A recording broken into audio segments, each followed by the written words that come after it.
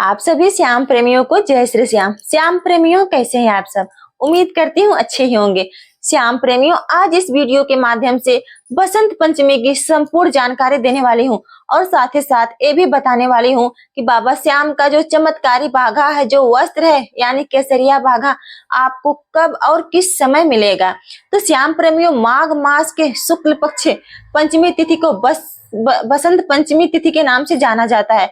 और जैसे कि श्याम प्रेमियों, आप सभी जानते हैं कि इस दिन माँ सरस्वती की पूजा बड़े ही धूमधाम से की जाती है।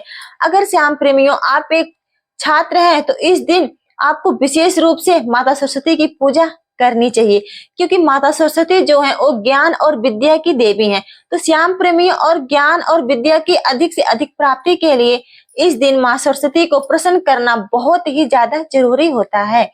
श्याम प्रेमियों, बसंत पंचमी का जो दिन होता है वो अपने आप में अत्यधिक शुभ दिन होता है। इस दिन खास तौर से जितने भी श्याम भक्त हैं वो बाबा श्याम को अर्जी लगाते हैं, बाबा श्याम से अरदास करते हैं। और ऐसा माना जाता है कि किसी भी शुभ दिन पर बाबा श्याम से हम अरदास लगाते हैं, बाबा श्याम से अर्जी लगाते हैं, तो बाबा श्याम हमारी बातों को जरूर सुनते हैं। श्याम प्रेमियों, इस दिन शादी विवाह, मुंडन, गृह प्रवेश इत्यादि अत्यधिक शुभ मुहूर्त माना जाता है। श्याम प्रेमियों, ऐसा माना जाता है बसंत पंचमी पर जिसकी शादी होती है उसे सभी देवी देवताओं का आशीर्वाद प्राप्त होता है और जोड़े का बंधन 7 जन्मों तक रहता है।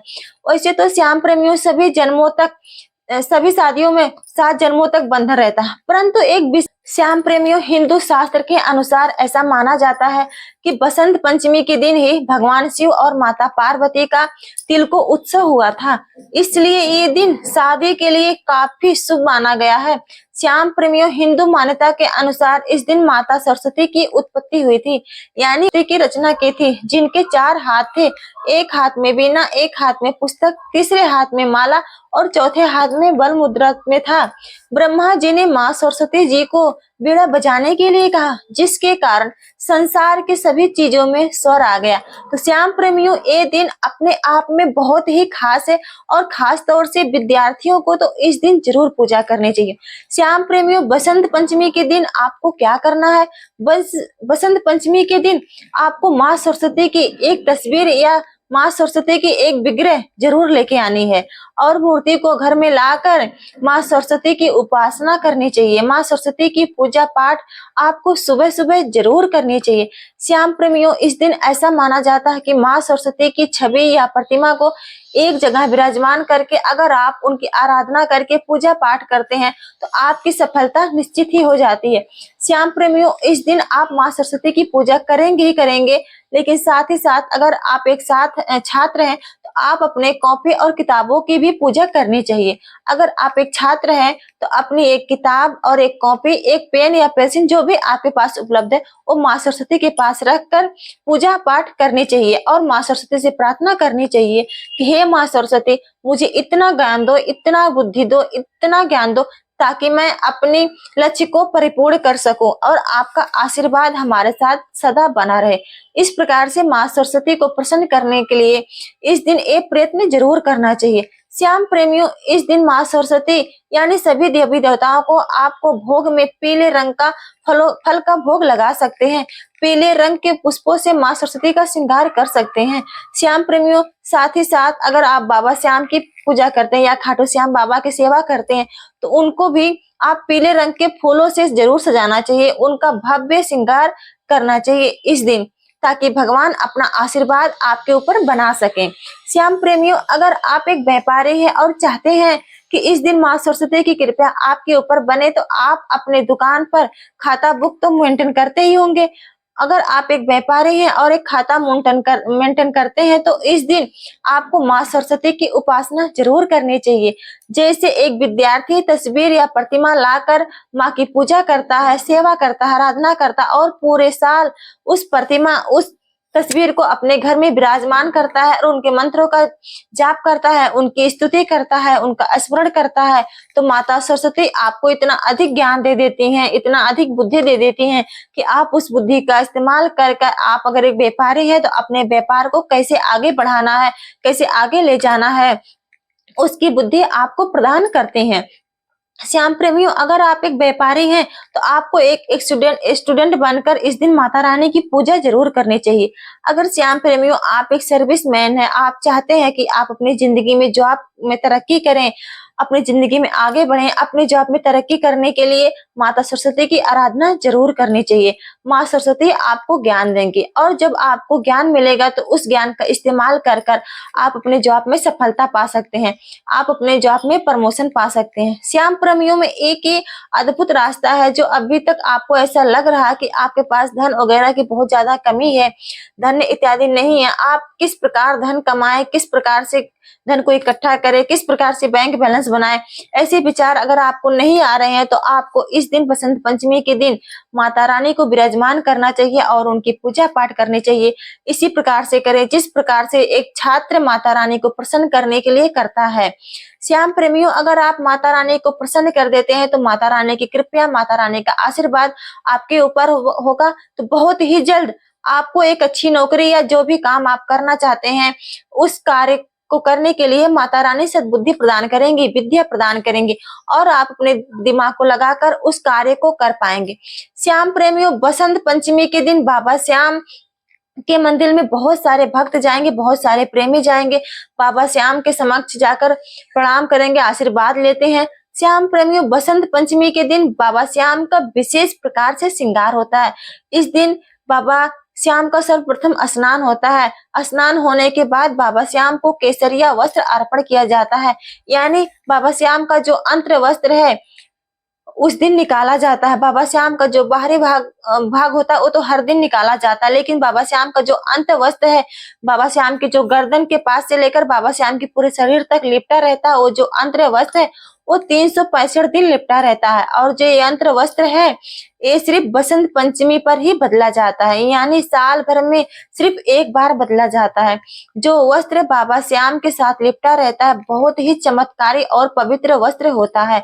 इस वस्त्र को लेने के लिए देश विदेश से लोगों बाबा श्याम के दरबार में पधारते हैं या बाबा श्याम के नजदीकी श्याम मंदिर में जाते हैं, वहां से इस वस्त्र को प्राप्त करते हैं। तो श्याम प्रेमियों, ये सभी काम होता है बसंत पंचमी के दिन।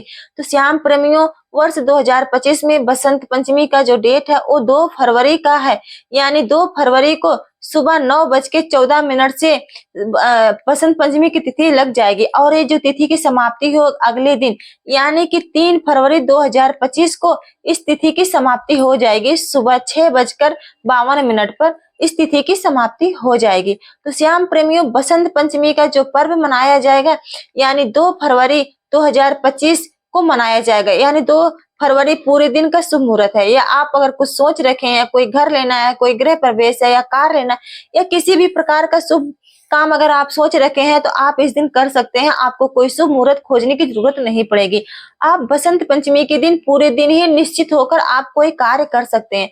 परंतु श्याम प्रेमियों, पूजा का जो शुभ मुहूर्त होगा यानी माता रानी का जो आप प्रतिमा विराजमान किए हैं, पूजा पाठ करने का जो शुभ मुहूर्त है वो जो शुभ मुहूर्त है सुबह 7:08 से लेकर दोपहर 12:34 तक वो शुभ मुहूर्त रहेगा, जिस समय आप माता रानी को विराजमान कर उनकी पूजा पाठ करके, उनकी आरती करके उनका आशीर्वाद आप प्राप्त कर सकते हैं। श्याम प्रेमियों, अगर आप खाटू धाम जाकर इस बार बाबा श्याम का बाघा लेना चाहते हैं, यानी बाबा श्याम का चमत्कारी वस्त्र लेना चाहते हैं, इस जिसके बारे में आपने सुन रखा है कि इस वस्त्र को लेने से, अपने पास रखने से बहुत बड़े बड़े चमत्कार हो सकते हैं, यानी जिसकी कोई औलाद नहीं उसको औलाद की प्राप्ति हो सकती है। और इस वस्त्र में इतना बड़ा चमत्कार होता है कि मुर्दों में भी जान डाल देता है।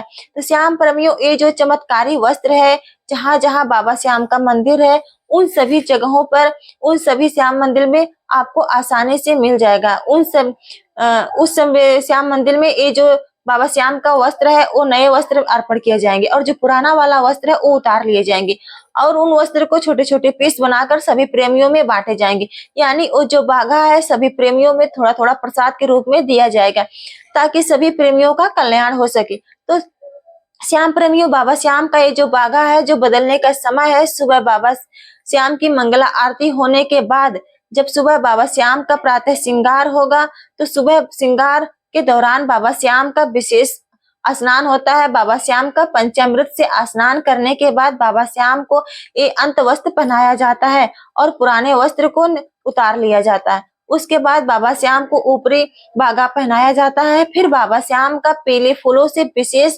भव्य श्रृंगार किया जाता है, जिसे प्रेमी देखकर मनमोहक हो जाते हैं, जो देखते ही बनता है। तो श्याम प्रेमियों, 2 फरवरी को बसंत पंचमी का पर्व है, परंतु एक बात का आपको विशेष ध्यान रखना, इस दिन रविवार भी है और इस दिन प्रेमियों की विशाल भीड़ खाटू धाम में उमड़ेगी। अगर आप खाटू धाम जाते हैं तो जा सकते हैं, परंतु आप जानते हैं कि शनिवार और रविवार प्रेमियों की भारी भीड़ होती है, तो उसको ध्यान में रखते हुए आप बाबा श्याम के दरबार जा सकते हैं।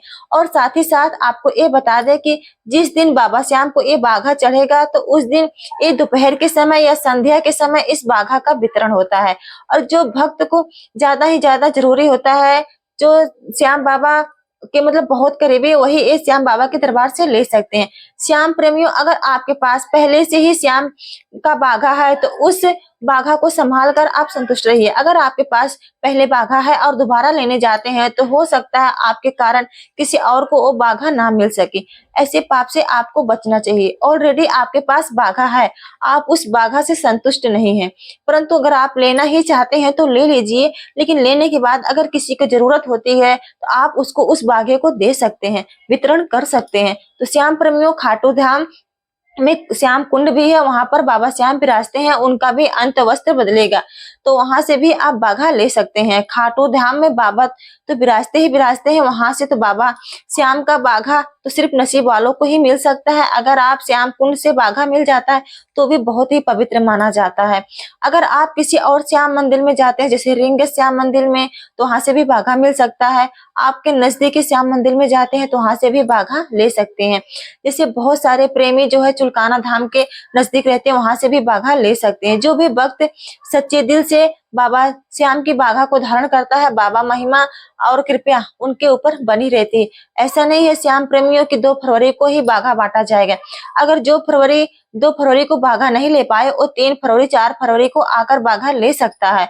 श्याम प्रेमियों, बाघा आपको लेने के लिए कहाँ जाना होगा? आपको सिर्फ पुजारी से भेंट करना होगा, यानी खाटू धाम में पुजारी से भेंट नहीं कर सकते हैं, क्योंकि इधर उधर मिल गए तो आपके जैसे बहुत सारे लोग होते हैं, वो भी चाहेंगे कि उन्हें भी बाघा मिले।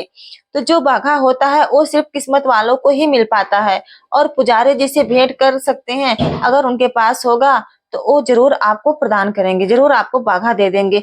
श्याम प्रेमियों, बाबा श्याम का जो बाघा है, अगर छोटा सा एक नन्हा सा एक धागा ही मिल जाता है तो आप बहुत ही भाग्यशाली और लकी हैं, बहुत ही धन्य हैं। उसको संभाल कर अपने पास संभाल कर रखना। आपके जो पास जो भी कॉपी किताब है, जो भी वही खाता है, उसके अंदर आप उस बाघा को रख सकते हैं और ही मन बाबा श्याम से प्रार्थना कर सकते हैं, बाबा माता सरस्वती प्रार्थना कर सकते हैं कि आप के सिर के ऊपर अपना आशीर्वाद वो बनाए रखें, तो भगवान की विशेष कृपा जरूर होती है।